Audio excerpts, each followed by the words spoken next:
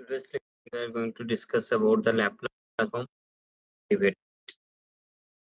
So, by this means that we have a formula for, and that's the theorem says that if t f dash t and f n minus 1 t, that means the minus 1th derivative of f with respect to t be continuous 0 to infinity be of exponential order. So means all the derivative up to n minus 1 should be continuous and of exponential order. And the nth derivative is so continuous on 0 to infinity.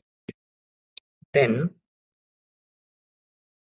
the Laplace transform of n is equal s to the power n ft, means only one time derivative of ft, and is the nth derivative of s to the power n, and then the power of s is reduced and the f0.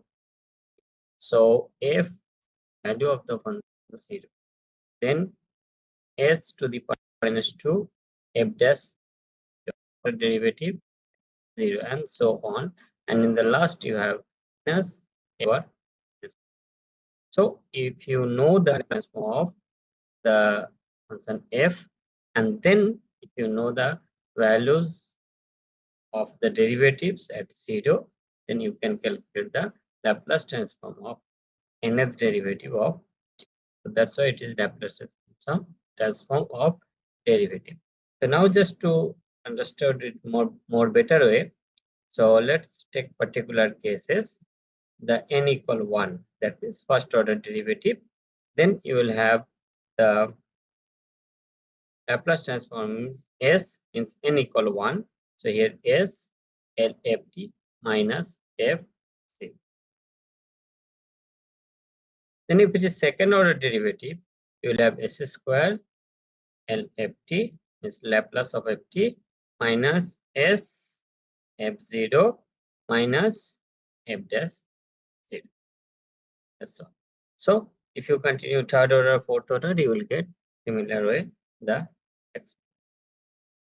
Let's have some example based on the derivative formula.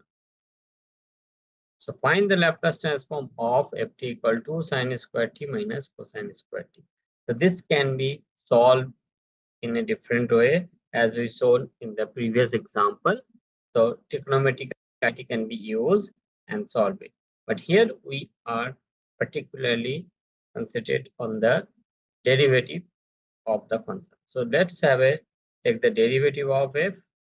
So first we'll check that f0 is equal minus 1, and then take the derivative of this function. So if you get derivative, it will be f dash t equal, this is 4 sine t cosine t, and this is because of the cosine, this minus will become plus, and cosine square 2 cosine t, and then cosine t derivative is minus sine t, so it will be plus.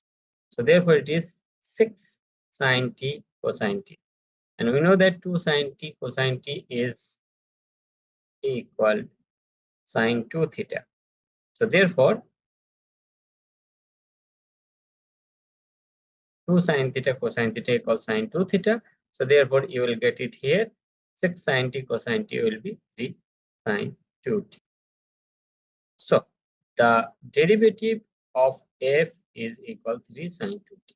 But our target is to Laplace transform of f. So let's apply the Laplace operator on both sides.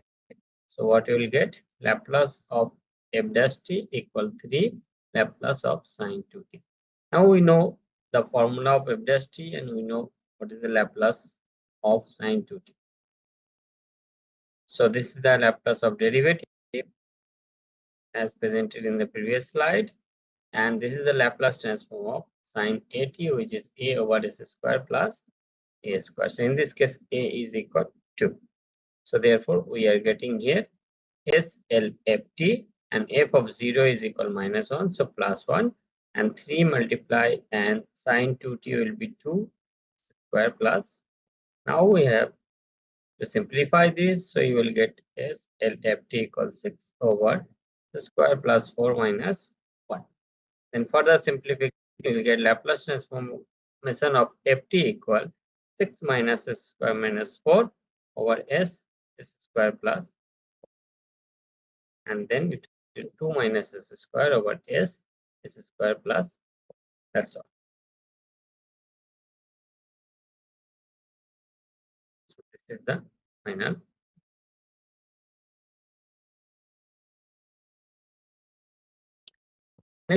Laplace transform of derivative, another example. So here is the example of idea is to, if using the derivative, how we can find the inverse Laplace transform. So it is given that LF dash t is equal S LFT minus f of 0.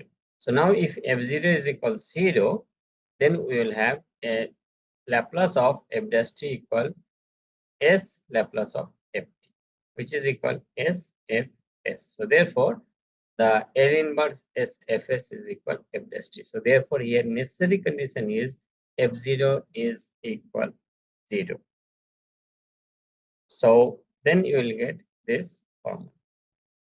So now in continuous, if you have the first order derivative, the one is 0 and the first order derivative is also 0,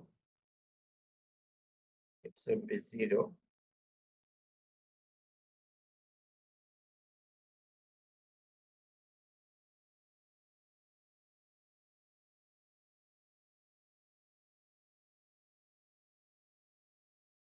So this is f dash 0 is equal 0. Then we'll have Laplace of f double dash t is equal to s square L f t, which is s square fs. Then the inverse will be L in Laplace inverse s square fs is equal f double dash. And this is like that. Second derivative of ft, and ft is equal to L inverse fs. So therefore, L inverse s square fs is the second derivative, second order derivative of L inverse fs.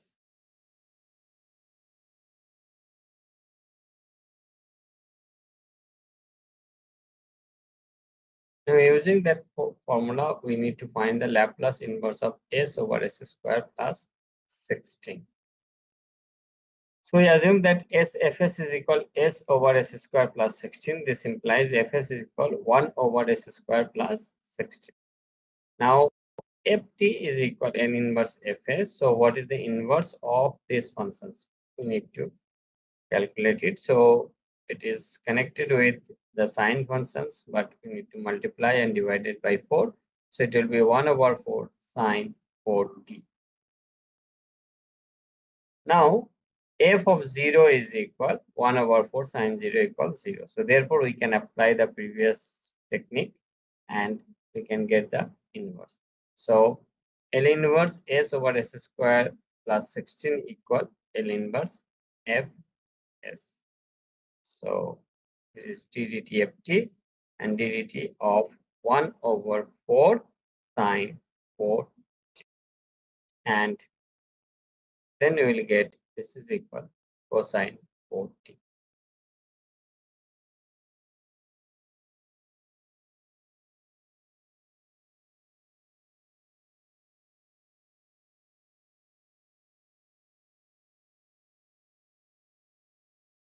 So now